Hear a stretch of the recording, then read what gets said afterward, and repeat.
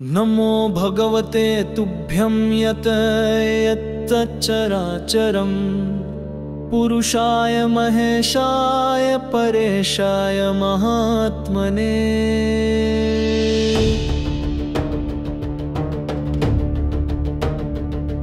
आदिबीजाय सर्वेषां चिद्रूपाय पराय च ब्रह्मणे निर्विकाराय प्रकृते पुरुषस्य चाय इदं प्रतिपञ्चेदं येनेदं विचकास्तिः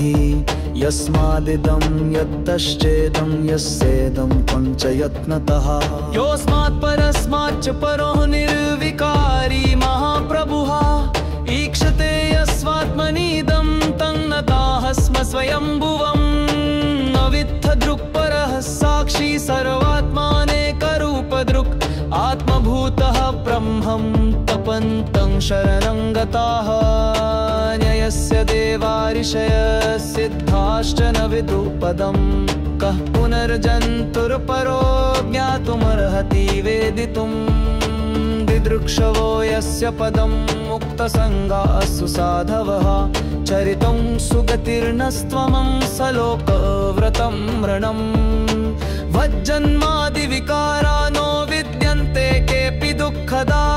तथापि मायया त्वं मोहि गृह्णासि कृपया च तान् तस्मै नमः परेशाय तुभ्यमाश्चर्यकर्मणे नमो गिरां विदुराय ब्रह्मणे परमात्मने अरूपायोरुरूपाय परायानन्तशक्तये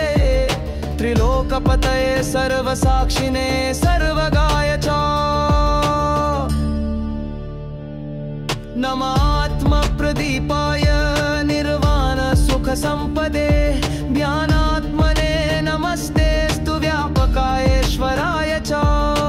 नैष्कर्मेण सुलभ्याय कैवले पतये नमः पुरुषाय परेशाय नमस्ते सर्वदाय च क्षेत्रज्ञायात्मरूपाय सर्वप्रत्ययहेतवे सर्वाध्यक्षाय महते मूलप्रकृतये नमः पुरुषाय परेशाय नमस्ते सर्वदाय च त्रिनेत्राय शुवत्राय सदा भासाय ते नमः सर्वेन्द्रियगुणद्रष्टे निष्कारण नमोऽस्तु ते त्रिलोककारणाय अथापवर्गाय नमो नमः अपवर्गप्रदायाशु शरणागततारिणे सर्वाम्नायागमानाञ्चोदधये परमेष्ठिने परायणाय भक्तानां गुणानां च नमोऽस्तु ते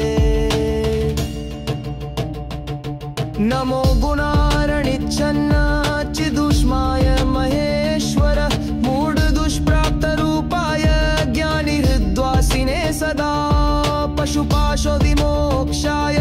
भक्तसन्मुक्तिदाय च स्वप्रकाशाय नित्याय जयजस्रसन्दिदे प्रत्यग्दृष्ट्रेयिकाराय परमैश्वर्यधारिणे यं भजन्ति चतुर्वर्गे कामयन्तिष्टसद्गतिं सोऽभूतकरुणस्त्वन्ना प्रसन्नो भाते नमः एकान्तिना कञ्चनार्थं भक्ता वाञ्छन्ति यस्य न केलं चरितं ते गायन्ति परमङ्गलम् अक्षरं परमं ब्रह्म तमव्यक्ताकृतिं विभुम् अध्यात्मयोगगम्यं त्वां परिपूर्णं स्तुमो वयम् अतीन्द्रियमनाधारं सर्वाधारमहेतुकम् अनन्तमाद्यं सूक्ष्मं त्वां प्रणमामोऽखिलेश्वरम्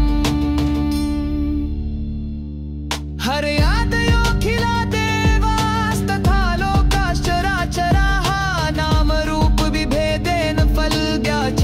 कलया कृता यथार्चिषोऽग्नेः तुर्यान्ति निर्यान्ति वासकृत् गभस्तयस्तथायं वै प्रवाहो गौण उच्यते न त्वं देहो सुरो मर्त्यो न तिर्यं न द्विजः प्रभो न सत्री न शरणो न पुमान् सदसन्न च किञ्चनन् निषेधशेषः सर्वं त्वं विश्वकृद्विश्वपालकः विश्वलयकृद्विश्वात्मा प्रणतः स्मस्कमेश्वरम् ये नन्दितर्मानो यप्रपश्यन् योगिनः योत सम्मानिके चित्ते